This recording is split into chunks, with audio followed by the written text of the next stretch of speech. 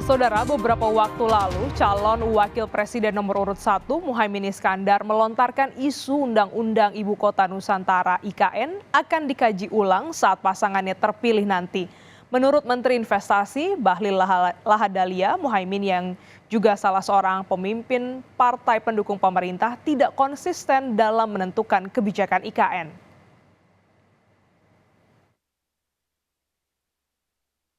Menteri Investasi Bahlil Lahadalia mengingatkan PKB agar konsisten. Pasalnya, PKB merupakan salah satu partai politik yang menyetujui pemindahan ibu kota. Bahlil pun menekankan bahwa pembangunan IKN sudah diatur dalam undang-undang sehingga melanjutkan pembangunan IKN merupakan kewajiban. Beberapa waktu lalu, calon wakil presiden nomor urut 1 Muhaimin Iskandar melontarkan isu Undang-Undang Ibu Kota Nusantara IKN akan dikaji ulang. Konsisten. Ada calon presiden yang belum memimpin sudah mengatakan akan merubah kebijakan, bahkan akan mencabut undang-undang ibu kota negara Nusantara. Katanya menurut versi dia, ibu kota Nusantara yang ada di Kalimantan itu adalah bentuk bukan untuk mewujudkan pemerataan, tapi itu hanya untuk melahirkan ketidakadilan. Saya ingin menyampaikan kepada saudara-saudara, ini adalah pikiran sesat. Karena PKB adalah partai terdepan yang mendukung ibu kota Nusantara lewat pembuatan undang-undang itu. Dan harus diingat bahwa pembangunan ibu kota Nusantara adalah bentuk pemerataan pertumbuhan ekonomi. Namun demikian, kelanjutan pembangunan proyek IKN senilai Rp466 triliun hingga 2045 akan menggantungkan nasibnya kepada pemerintah pengganti Presiden Joko Widodo yang habis masa jabatannya 2024 mendatang. Tim Liputan Kompas TV. Saudara, proyek Ibu Kota Nusantara (IKN) menjadi salah satu pertanyaan terbesar yang kini ditujukan kepada calon presiden yang maju pada Pilpres 2024.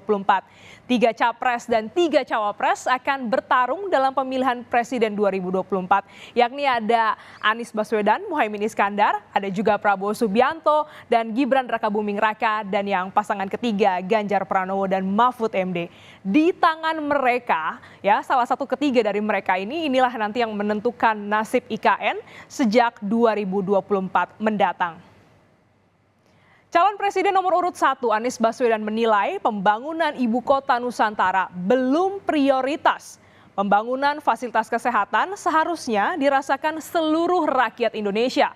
Kalau pembangunan di IKN hanya dirasakan oleh aparat negara yang bekerja untuk negara. Sementara yang perlu kita lakukan adalah negara bekerja untuk rakyat. Anies juga bilang kita punya anggaran yang terbatas. Kita harus membuat skala prioritas. Ada persoalan yang lebih mendesak yang harus diselesaikan. Sedangkan menurut calon presiden nomor urut 2 Prabowo Subianto memastikan bahwa pihaknya telah merencanakan pertahanan dan keamanan ibu kota negara IKN Nusantara. Prabowo mengatakan pemerintah telah memperhitungkan langkah antisipasi ancaman, baik serangan teritori dari darat, laut, udara, serta siber. Calon presiden nomor urut 3 Ganjar Pranowo mengatakan pembangunan ibu kota Nusantara harus dilanjutkan apabila dia nantinya terpilih sebagai Presiden Republik Indonesia. Menurut Ganjar, pembangunan IKN sudah tertuang dalam undang-undang sehingga jika tidak dilanjutkan akan menyalahi aturan. Deputi 4 Kepala Staf Kepresidenan Juri Ardiantoro mengatakan proyek pembangunan IKN ini membutuhkan anggaran sebesar Rp466 triliun. Ya, menurutnya skema pembiayaan IKN tidak akan seluruhnya bergantung kepada anggaran pendapatan dan belanja negara. Perkiraan kasarnya dari total dana sebesar Rp466 triliun yang dibutuhkan, pembiayaan dari APBN hanya sekitar 8 triliun rupiah. Lalu kerjasama pemerintah dengan badan usaha dan swasta 253,4 triliun rupiah, sementara BUMN dan BUMD sebesar 123,2 triliun rupiah. Menteri Investasi atau juga Kepala Badan Koordinasi Penanaman Modal Bahlil Lahadalia menegaskan bahwa sudah ada investor asing yang menyampaikan minatnya untuk masuk ke IKN.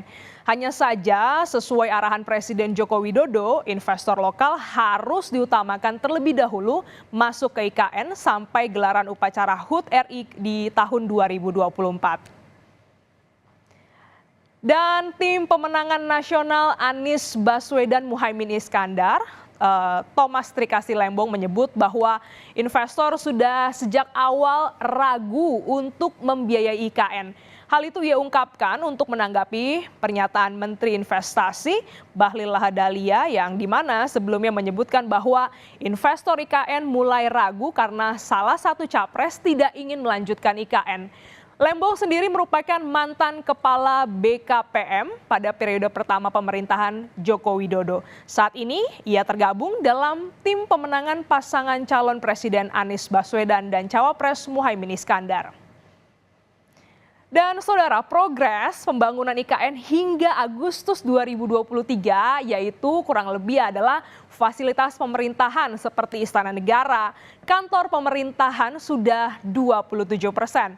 Rumah tapak jabatan menteri sekitar 22%, jalan tol untuk seksi 3A, 3B, 5A sekitar 40%, ada juga pembangunan bendungan kurang lebih sebesar 90%, dan fasilitas umum seperti rumah sakit, hotel, training center, baru proses peletakan batu pertama.